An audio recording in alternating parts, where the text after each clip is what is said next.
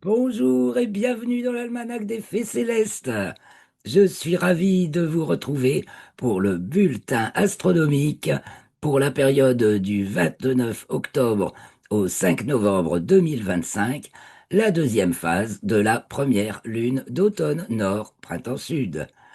Moi, c'est Claire Henrion, je suis chroniqueuse astronomie. Je vous emmène de semaine en semaine, ou plus justement de phase lunaire en phase lunaire, vous préparez à voir ce que vous allez voir et savoir ce que vous ne verrez pas de tous les événements du ciel, la mécanique céleste, merveilleuse mécanique qui nous donne les clés de notre environnement, terre, ciel, les pieds sur terre, la tête dans les étoiles. Alors, c'est parti. Merci de vous abonner. Si vous n'est déjà fait, merci et bonjour à tous nos abonnés. Merci de partager, de mettre un commentaire et n'hésitez pas à me poser toutes vos questions et me faire remarquer tout ce que vous ne comprenez pas et ou vos remarques diverses. Et puis éventuellement, bah, vous pouvez laisser un petit tip pour m'aider à continuer l'œuvre de la Cagouille Céleste qui inlassablement, donc de phase lunaire en phase lunaire, vous informe de toutes les nouvelles du ciel. Donc, s'il nous reste un peu de temps en fin de vidéo, je vous ferai aussi un petit peu l'actualité des news astronautiques et la fameuse comète ou objet interstellaire, plus justement 3I Atlas, qui défraye drôlement la chronique. Mais nous allons d'abord partir du ciel que nous avons sous les yeux pour peu que les nuages se dégagent, ce qui est en train d'arriver au moment où j'enregistre. Et donc, on a beaucoup de belles choses à voir.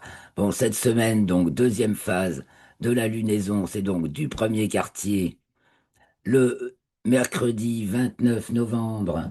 Ça y est, je mets mes lunettes. 17h20, jusqu'à la pleine lune, mercredi 5 novembre, à 14h19. J'ai pas dit novembre pour le premier quartier par hasard, j'ai peut-être bien dit 29 novembre, non, c'est 29 octobre, mercredi 29 octobre, 17h20, le premier quartier, et la pleine lune, mercredi 5 à 14h19. Donc c'est parti, je vais partager l'affiche pour que nous fassions un petit résumé des événements de la semaine. Donc au cours de cette semaine, la Lune passe du signe du Verseau à celui du Taureau, de la constellation du Capricorne à celle du Bélier. Alors je rappelle que si vous voulez comprendre bien la différence entre signe et constellation du zodiaque, vous avez le lien pour un petit e-book gratuit qui vous explique tout ça que dans la description de la vidéo. Donc puisqu'elle va de Verseau à Taureau en signe, c'est qu'elle monte en déclinaison. Donc elle monte en déclinaison, ce qui se traduit par le fait elle culmine chaque jour un petit peu plus haut. Elle culmine en première moitié de nuit, donc chaque jour un petit peu plus tard. Elle se lève dans l'après-midi. Elle culmine en première moitié de nuit et se couche en deuxième moitié de nuit, chaque jour un petit peu plus tard, ce qui fait que au premier quartier, elle se lève aux alentours de midi, culmine au coucher du soleil et se couche au milieu de la nuit. Et quand on arrive à la pleine lune, bah, elle se lève quand le soleil se couche, culmine au milieu de la nuit et se couche quand le soleil se lève. Donc, on la verra chaque soir, hein, puisqu'on va la voir le soir, culminer un petit peu plus haut chaque jour et un petit peu plus tard, bien sûr. Alors, résumé. Le jour du 29 octobre, premier quartier, donc elle entre dans le signe du Verseau à 4h55. Elle rentre dans les limites zodiacales sud, car jusque-là, elle était hors limite zodiacale sud, donc très bas. Elle culminait très bas dans le ciel. Elle est conjointe à Pluton, invisible Pluton, à 7h39. Et on arrive au premier quartier à 17h20, le mercredi 29, donc dans le septième degré du signe du Verseau, le Soleil étant dans celui du Scorpion. Ensuite, elle entre dans le signe des Poissons vendredi 31 à 12h46. Elle passe à son nœud ascendant, donc par rapport au plan de l'écliptique. Plan de l'écliptique, c'est le plan Terre-Soleil, le plan défini par la Terre qui tourne autour du Soleil. Les autres planètes ne sont pas bien loin de ce plan et la Lune non plus, donc, enfin, ont des plans très peu inclinés par rapport au plan de l'écliptique, ce qui forme un bandeau, le bandeau du zodiacal dans lequel on peut voir évoluer dans le ciel la Lune et les planètes. Donc là, la Lune passe à son nœud ascendant le samedi 1er novembre à 18h44. Elle est conjointe à Saturne le dimanche 2 à 9h30. Elle passe en déclinaison sud également, puisqu'elle monte aussi en déclinaison. Elle passe en déclinaison nord, pardon. Donc, déclinaison, ça veut dire, quand elle est à zéro, ça veut dire qu'elle est dans le plan de l'équateur céleste, c'est le plan de l'équateur terrestre, prolongé dans l'espace, et elle culmine chaque jour de plus en plus haut. Donc, elle monte en déclinaison. Enfin, elle culmine de plus en plus haut dans l'hémisphère nord. Quand elle monte en déclinaison, et dans l'hémisphère sud, c'est le contraire, pour sa hauteur de culmination. Donc je reprends, dimanche 2, 9h30, elle est conjointe à Saturne, 12h58, elle passe en déclinaison nord, à 16h39, elle entre dans le signe du Bélier, c'est jamais loin du passage en déclinaison nord, et elle est conjointe à Neptune, puisque Neptune est tout près de Saturne, que Neptune se trouve dans le signe des poissons. Comment ça se fait ça? Ah, j'ai une petite erreur dans ma fiche. Parce que Neptune, entre-temps, est revenue, comme elle est rétrograde, elle aussi maintenant, elle est revenue dans le signe des poissons. Donc Lune conjoint Neptune, ça se passe avant qu'elle entre dans le signe du Bélier. Je vais corriger ça dans la fiche qui sera à la, téléchargeable d'ailleurs, hein, cette fiche. Vous pouvez la télécharger et l'imprimer en suivant le lien vers l'article qui est aussi dans la description de la vidéo. Et dans l'article, vous avez la fiche que vous pouvez télécharger, cette fiche que je vous montre ici. Donc d'abord, elle est conjointe à Neptune à 16h15, dimanche 2 novembre, puis elle entre dans le signe du Bélier à 16h39, dimanche 2 novembre. Et puis on arrive à mardi 4 novembre, elle entre dans le signe du Taureau. Et mercredi 5, c'est la pleine lune à 14h19, donc on pourra voir la pleine lune la nuit du 4 au 5 avant la pleine lune et la nuit du 5 au 6 après la pleine lune. Et on va l'appeler la super lune de l'année parce qu'elle est au périgée à 23h34, donc même pas 10 heures plus tard. Donc il y en a trois grosses lunes, grosses pleines lunes cette année, mais octobre, novembre, décembre, mais c'est celle-ci la plus grosse. Donc elle est au périgée, ça veut dire au plus près de la Terre. Donc son diamètre apparent est légèrement plus gros que quand elle est plus loin de la Terre. Néanmoins, vous ne pouvez pas le remarquer à l'œil nu, sauf si vous vous faites un petit gabarit pour pouvoir comparer à chaque pleine lune plus, si elle est grosse ou petite. Voilà. Et donc on l'appelle la lune, la pleine lune des chasseurs. C'est toujours la pleine lune des chasseurs. C'est toujours la pleine lune qui suit la pleine lune des moissons, qui est la pleine lune des moissons, celle la plus proche de l'équinoxe. En l'occurrence, cette année, c'était celle de octobre, du 6 octobre. Et donc, souvent, c'est en septembre, la pleine lune des moissons. Là, c'était en octobre. Alors, du coup, quand il y a la pleine lune des moissons en septembre, la pleine lune d'octobre s'appelle la lune des castors et vient ensuite en novembre celle des chasseurs. Mais là, du coup, il n'y a pas de, il y a pas de quoi caser la pleine lune des castors puisque on arrive directement à la pleine lune des chasseurs. Donc ce 5 novembre, on l'appelle la pleine lune des chasseurs. Et donc on peut l'appeler, vous verrez ce terme qui est venu à la mode depuis 10 ou 20 ans, pas plus, une super lune, hein. Ça veut dire qu'elle est près du périgée. Alors les planètes aussi, ils font suivent leur petite vie, hein. Nous avons Mercure qui entre dans le signe du Sagittaire mercredi 29 octobre à 12h02 et qui arrive dans la foulée devant la constellation du Scorpion, devant laquelle elle va rester jusqu'au 18 novembre. Oui, parce que alors, Mercure va être rétrograde du 9 novembre au 30 novembre. Elle va donc rétrograder du 7e degré du signe du Sagittaire au 21e degré du signe du Scorpion. Donc elle reviendra en Scorpion le 19 novembre et elle y restera jusqu'au 11 décembre. Et pour l'instant, donc, elle est en Sagittaire jusqu'au 19 novembre. Et à partir du 9 novembre, elle va devenir rétrograde jusqu'au 30 novembre. Et donc, elle arrive devant la constellation du Scorpion. Elle, pareil, ben, elle va être rétrograde. Donc, si on peut observer son mouvement, enfin, là, en ce moment, elle n'est pas visible, hein. Elle reviendra devant la constellation de la Balance du 18 novembre au 14 décembre. Ensuite, toujours Mercure, ben, le jour du premier quartier, elle est à son élongation maximale, donc 23 degrés, à l'est du Soleil, c'est-à-dire donc quand c'est l'élongation est, c'est qu'on la voit le soir. Seulement, elle est vachement difficile à voir cette fois-ci, pour cette période vespérale, donc du soir, car elle est en latitude sud, vous voyez, c'est marqué ici, -2,51, et elle descend encore. Et là, en plus, l'écliptique est très, très penchée sur l'horizon, ce qui fait qu'elle décolle pas de l'horizon. Donc, il faut d'excellentissimes conditions pour pouvoir la remarquer. Il y a d'ailleurs Mars à ses côtés, mais qui est moins brillante et un peu plus bas. Enfin, Mars n'est plus du tout visible et Mercure est par de grandes chances visible. Voilà, mais très difficile avec des jumelles.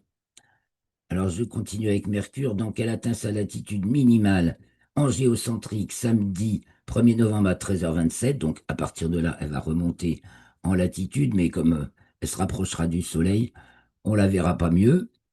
Et elle va également passer à sa latitude minimale. Bah, c'est jeudi 30 octobre en héliocentrique. Voilà. Donc en héliocentrique, c'est toujours 7 degrés en dessous du plan de l'écliptique, car l'orbite de Mercure est inclinée de 7 degrés par rapport à l'orbite de la Terre autour du Soleil. Alors, vu de la Terre, bah, ça fait des angles variables, parce que en fait, ça se considère du point de vue du Soleil. Donc en héliocentrique, c'est toujours pareil. Alors voilà pour Mercure, qui en héliocentrique aussi entre dans le signe des Poissons dimanche 2 à 20h32 et il reste jusqu'au 9 novembre. Alors il y a aussi Mars qui fait pas mal de choses, oui, qui rentre dans le signe du Sagittaire, ben voilà, qui arrive devant la constellation du Scorpion lundi 3 novembre à 23h56 et qui va y rester jusqu'au 15 novembre. Son mouvement est direct, elle arrivera devant Ophiuchus et qui entre dans la foulée dans le signe du Sagittaire mardi 4 à 14h01 et elle va y rester jusqu'au 15 décembre. Nous avons également Vénus en héliocentrique qui entre dans le signe de la Balance jusqu'au 19 novembre. Et nous avons le Soleil qui est au carré de Pluton. Alors c'était le 24 octobre, la quadrature est de Pluton. Ça veut dire que Pluton est dans le ciel du soir et de moins en moins. On va vers la conjonction qui va se produire en janvier. L'opposition, c'était en juillet. Et donc, voilà, c'est dans le plan équatorial que le Soleil est carré à Pluton le 30 novembre. Ça s'est passé donc le 30 octobre, excusez-moi. Ça s'est passé le 24 octobre dans le plan écliptique, donc là où on compte dans les degrés du zodiaque. Et en héliocentrique, la Terre est au carré de Pluton le 26 octobre. Voilà pour le résumé des planètes, de ce qui change. Alors, qu'allons-nous avoir également? Nous avons les petites planètes Eros opposées au Soleil le 29 octobre et Victoria le 5 novembre. Et nous avons la Lune qui est conjointe à l'astéroïde numéro 2 Pallas le 29 octobre et à l'astéroïde numéro 1 Cérès le 2 novembre. Les jours raccourcissent, hein, inéluctablement. Et nous avons l'équation de temps qui est à son second minimum, c'est marqué ici en bas, second minimum, enfin maximum négatif de l'équation de temps le 3 novembre. Donc 16 minutes 26 secondes. Ça veut dire que le midi vrai se produit 16 minutes 26 secondes avant le midi moyen à votre méridien. Et à partir de là, ben, le midi vrai se reproduit de plus en plus tard par rapport au midi moyen. Et donc pour le minuit, il en est de même. et ça va se décaler vers le soir, donc le jour va se décaler vers le soir jusqu'au début de février, où l'équation de temps atteint son premier maximum positif de l'année. Et le 25 décembre, l'équation de temps est nulle. Donc, ça veut dire qu'à ce jour-là, le midi vrai se produit à l'heure au midi moyen de votre méridien. Donc, par exemple, moi qui suis sur le méridien de Paris, donc c'est pareil pour Paris, eh bien, c'est 9 minutes avant, c'est là maintenant qu'on est passé à l'heure d'hiver, le midi vrai, enfin le midi, non, moyen justement, c'est 13 heures moins 9 minutes, soit 12h 51. Et que, bon, bah, comme avec 16 minutes de plus d'avance, eh ben, ça fait 51 moins 16, 31, 37. Voilà.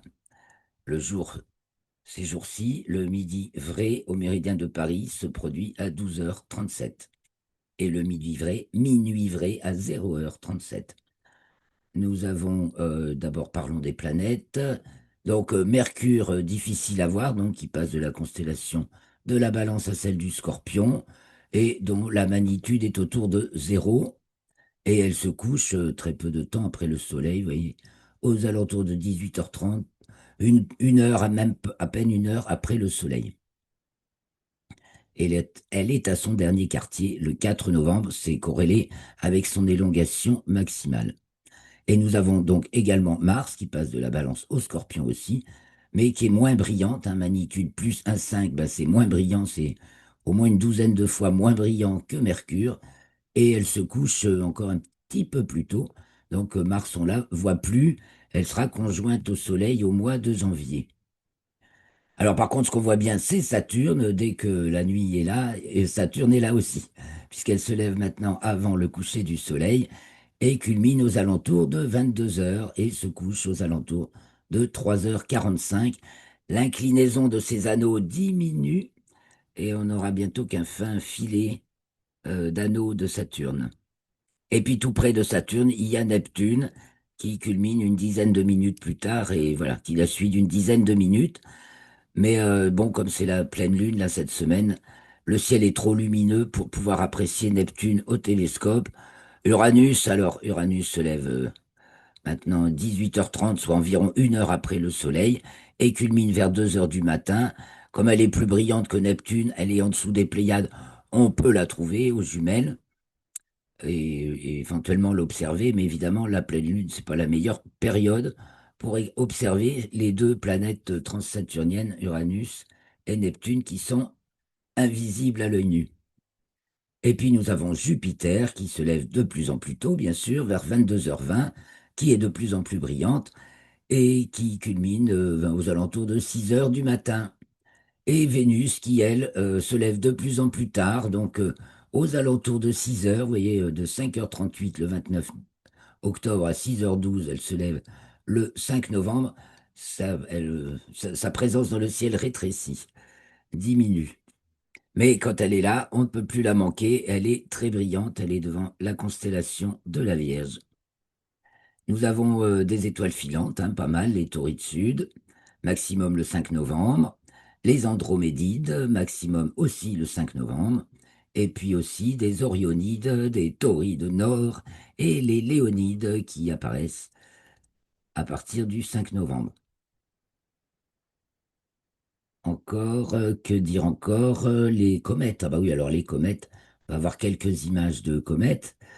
Donc la comète Lemon qui est visible à l'œil nu, hein, elle passe du Serpent à Ophiuchus cette semaine qui vient. Elle était devant le Bouvier. Et la comète Swan, alors qui a atteint son maximum, ça y est, bon, son éclat recommence à diminuer et qui se trouve devant le Verseau, donc confortable pour l'observation, tandis que Serpent Ophiuchus, ça se couche très tôt par contre, hein, au début de nuit. Voilà. Ben encore, quoi donc? Le 2 novembre, début de la 2304e rotation synodique du Soleil, car le Soleil tourne sur lui-même, donc on a un petit repère pour mesurer ses rotations sur lui-même. C'est pas évident, hein, vu que c'est une sphère de plasma sans cesse mouvante. Ah, les Parisiens, du spectacle astronomique pour les Parisiens.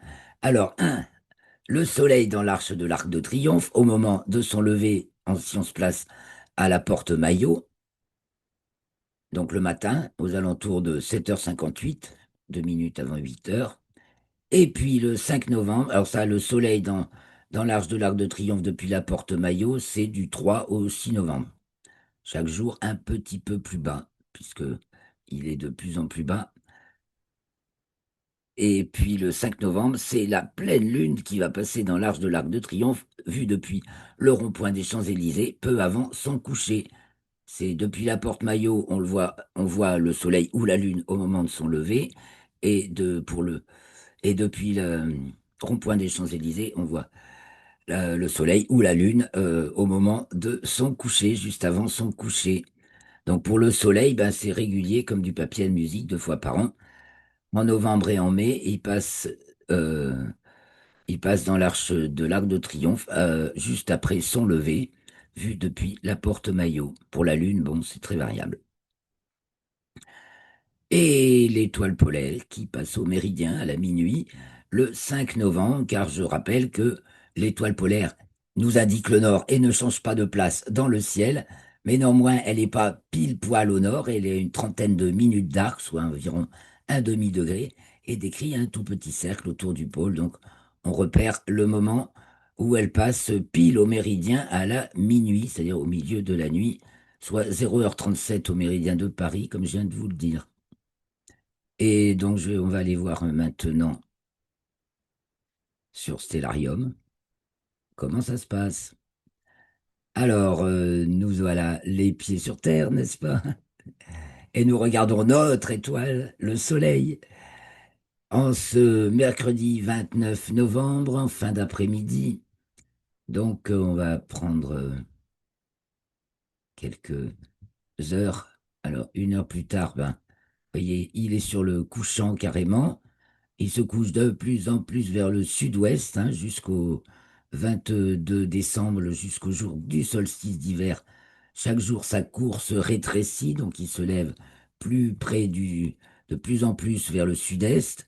Il culmine de moins en moins haut et il se couche de plus en plus vers le sud-ouest. Pour la latitude terrestre, environ 45 nord. Il se lève au sud-est. Le jour du solstice de décembre, il se lève au sud-est et se couche au sud-ouest. Alors, quand le soleil disparaît, eh bien, on va pouvoir... Oh, et je vais trop vite, bien sûr, comme souvent. On va essayer de repérer Mercure et Mars. Je vais mettre un paysage océan, si Stellarium veut bien. Bon, ben voilà, je continue. J'ai eu une petite coupure due à une maladresse de ma part. J'ai appuyé sur le bouton qui éteint l'ordinateur, n'est-ce pas? C'est pas malin. Alors, je reprends Stellarium. Et je vais essayer d'afficher l'horizon, voilà, en mettant un paysage océan. Nous y sommes, pour essayer de voir Mercure et Mars une fois que le soleil est couché. Mais très, très, très peu de temps après. Enfin, je vous ai dit Mars, n'y comptez pas. Quant à Mercure, voilà, dans les lueurs crépusculaires, à peine 1 ou 2 degrés au-dessus de l'horizon, voilà Mercure qui est là. Et voyez, Mars est là, mais encore moins visible. Donc, à partir de là, on va passer à attendre qu'il fasse un petit peu plus nuit. Donc, en tout début de nuit, ben, on voit l'étoile Arcturus du Bouvier, là, qui est à l'ouest, très bas sur l'horizon.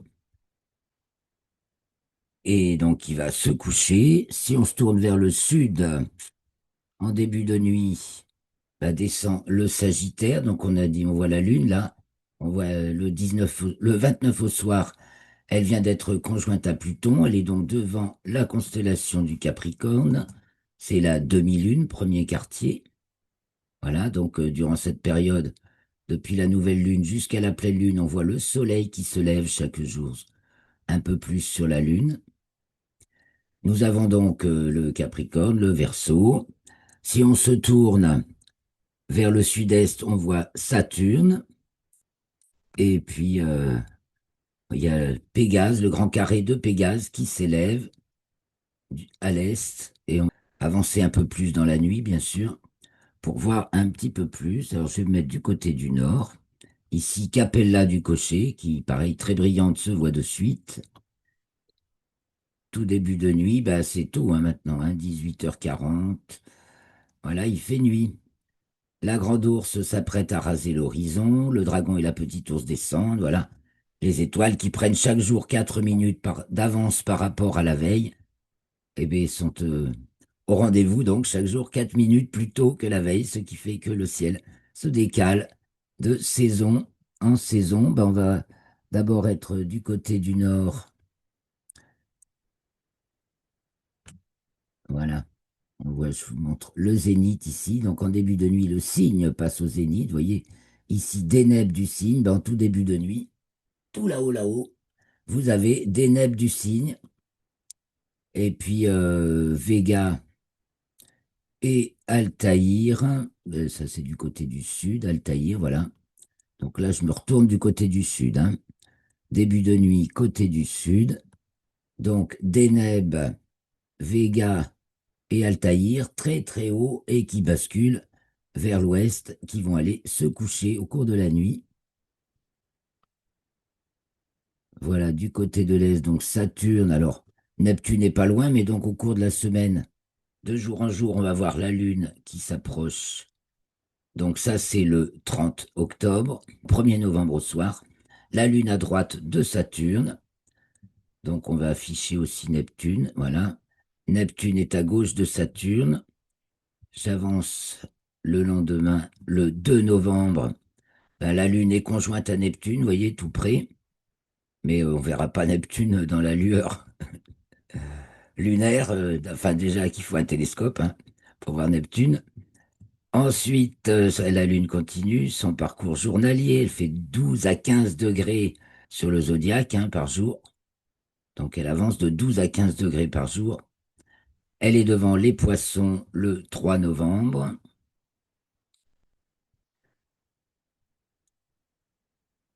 4 novembre et 5 novembre. 4 novembre et 5 novembre, jour de la pleine lune. Alors on va regarder cette pleine lune à son lever, le 4 au soir. Je vous ai dit qu'on pouvait l'apprécier la nuit du 4 au 5 et du 5 au 6. Donc nous voici à 16h45, le 4 novembre. Alors la lune se lève, 16h41, donc avant le coucher du soleil, une cinquantaine de minutes avant le coucher du soleil.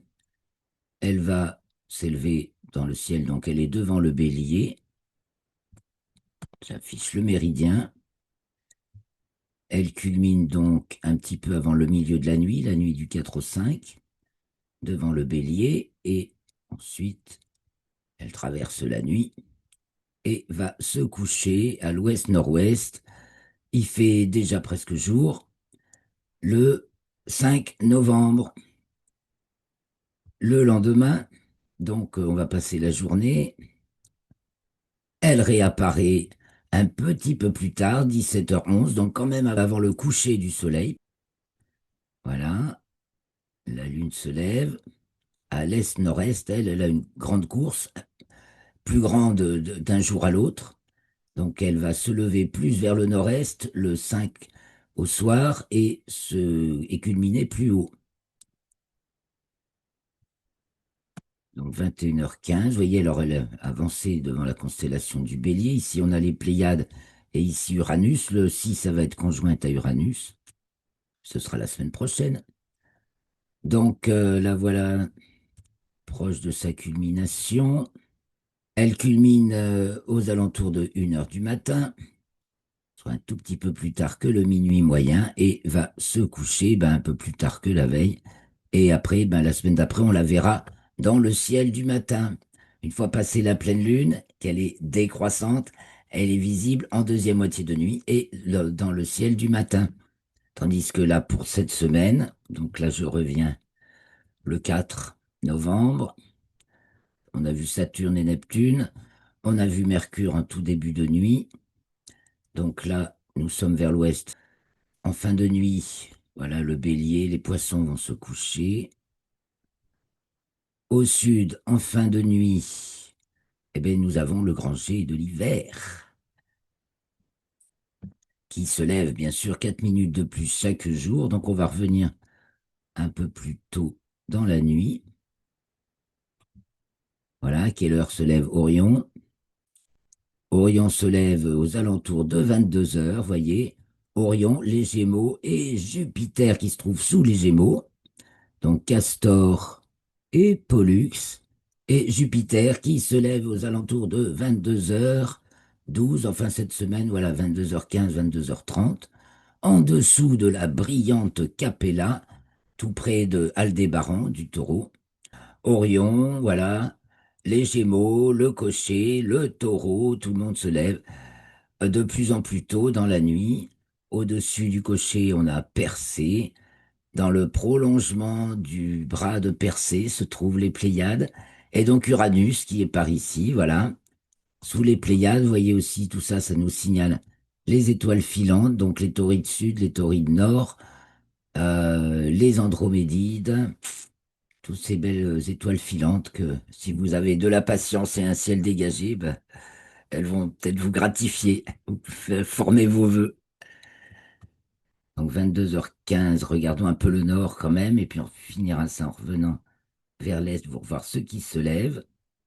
Donc au cours de la nuit, donc 22h15, 23h15, 0h15, voyez le mouvement du ciel, donc l'ours qui remonte, Cassiopée qui forme un M et qui culmine, donc qui est en forme de M aux alentours de minuit, la petite ours qui est suspendue comme la casserole suspendue à son clou, et le dragon qui passe au ras de l'horizon nord, tandis que Vega va se coucher, Deneb la suit et Altaïr de l'Aigle l'est déjà couché, hein.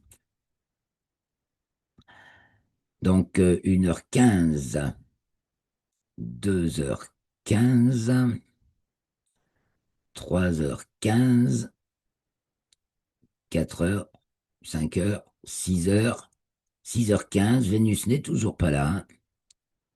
On va guetter Vénus qui se lève tard. Elle est à l'est-sud-est, devant la Vierge, et se lève à 6h09 le 4. Enfin bon, ça c'est très local, hein. Mais bon, ça vous fait un décalage de quelques minutes selon votre localisation. Donc, vous voyez, elle est tout près de l'étoile Spica de la Vierge, et ça, c'est dans le ciel du matin. Voilà pour ce petit tour de ciel de cette semaine. Je vais compléter avec quelques news et images. Alors, quelques images. Allons-y, je partage les images que j'ai eu le temps de récolter. Vous aurez les autres dans l'article. Donc d'abord, bah ça c'est avec l'atlas virtuel de la Lune. C'est donc, on voit cette semaine le Soleil qui se lève sur la Lune. Elle atteint sa libration maximale en latitude, je crois, le 30 octobre. Et ça met en valeur, en dessous de la mer des pluies, Mare Imbrium, c'est la mer des pluies, le cratère Copernic qui se trouve juste en dessous. Au-dessus, c'est Platon et en dessous, c'est Copernic. Alors ensuite, c'est des photos.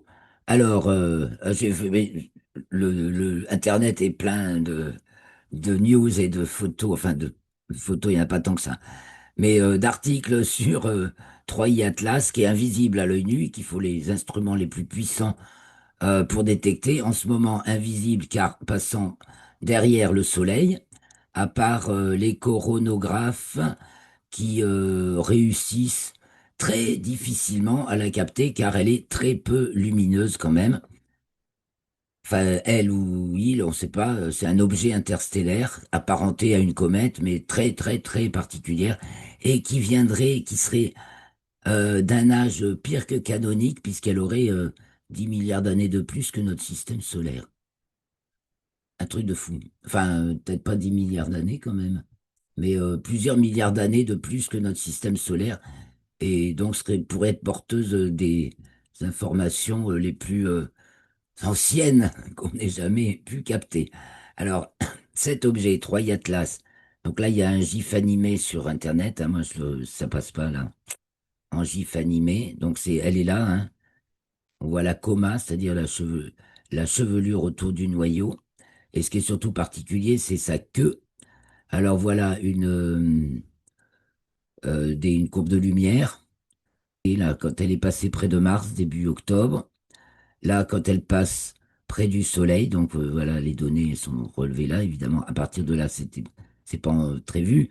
Et elle passera au plus près de la Terre, mais ça fait loin quand même, fin novembre. Et entre-temps, elle va passer tout près de la sonde JUICE qui se dirige vers Jupiter et qui va prendre à son tour un maximum d'informations, bien entendu. Alors la voici justement dans la coronographe. Ils ont fait des prouesses techniques pour arriver à distinguer l'objet, hein. Donc elle passe au plus près du Soleil. Sa trajectoire, voilà, ici. C'est les différentes sondes de l'ESA, les sondes martiennes, et puis donc la sonde JUICE qui va vers Jupiter, donc qui peuvent observer la planète. Ah oui, ce que je vous ai montré tout à l'heure. C'était vu depuis ExoMars, donc une sonde en orbite martienne, une sonde de l'ESA en orbite martienne. Vous avez un petit GIF animé sur X. Il y a le lien dans l'article, dans la description est en dessous de la vidéo. Alors une autre qui par contre, une comète, ça c'est sûr, visible à l'œil nu, magnitude 4. Donc par Michael Jaeger et son collègue Rayman sous le ciel de Namibie, probablement. Bon, là, c'est splendide, évidemment. Vous la verrez pas comme ça, mais par un bon ciel, eh bien, on peut la voir et que je vous ai dit elle se déplace vite, hein, elle est devant le Ophiuchus, le serpent Ophiuchus. Donc, du côté de l'ouest, en début de nuit, suivez les liens qu'il y a aussi dans l'article pour pouvoir suivre, trouver exactement où elle est chaque soir, quoi. Une autre photo de la comète Lemon, le 23 octobre, donc c'était 22 octobre la précédente, 23 octobre celle-ci. Vous voyez la magnifique queue de la comète Lacoma autour du noyau et la queue donc de poussière et la queue ionique, voilà, qui se détache. Donc les queues des comètes, ah oui, à propos de Troy Atlas, la queue des comètes est opposée au Soleil toujours, sauf que Troy Atlas, au début quand on a vu, elle avait une queue et elle était en direction du Soleil, chose jamais vue. Mais maintenant, depuis fin septembre, sa queue s'est renversée et elle est maintenant dans une direction normale par rapport au Soleil. À part ça, elle a beaucoup de caractéristiques anormales pour une comète. Mais bon, on a déjà établi que c'est un objet qui vient vraiment du très très très fond des âges et de l'univers avec des caractéristiques totalement inédites. Alors, est-ce un objet intelligent? Ou pas, ça, évidemment, le saura-t-on un jour. En tout cas, on aura encore une petite moisson d'informations grâce aux données que pourra recueillir la sonde JUICE. Et puis, les données qui ont été recueillies depuis mars sont peut-être assez menues, mais qu'il faut un mois à peu près pour rendre exploitables. Ah, une photo, enfin, oui, par le James Webb Telescope, une photo comme jamais de la planète Uranus, qui s'approche de son équinoxe de printemps boréal, ce qui n'arrive qu'une fois tous les 84 ans sur Uranus, de changer, de passer au printemps. Ben voilà, je crois que c'est la somme des images que j'ai eu le temps de recueillir avant de vous faire cette vidéo, mes chers amis. Je vais donc vous retrouver, mais je crois que j'ai oublié de partager l'écran. C'est pas vrai. Oh, j'ai fait que des bêtises cette semaine. Bon, je ferai de mon mieux. Puisque j'ai pas de partage à supprimer. Bon, je vais faire de mon mieux pour vous montrer les images. Alors bon, ben, je peux les montrer maintenant. C'est un peu tard, mais on peut toujours quand même. Alors, pour ce qui est des images, donc voilà. Uranus, dont je vous ai parlé. Ici, la comète Lemon le 23 octobre. La comète Lemon le 22 octobre. La les sondes qui suivent la comète Atlas, donc les sondes de l'ESA qui suivent la comète Atlas, la comète Atlas dans le champ d'un coronographe, la courbe de lumière de la comète, enfin de l'objet 3I Atlas. Et 3I Atlas a- capturé par la sonde ExoMars, donc une sonde en orbite autour de Mars.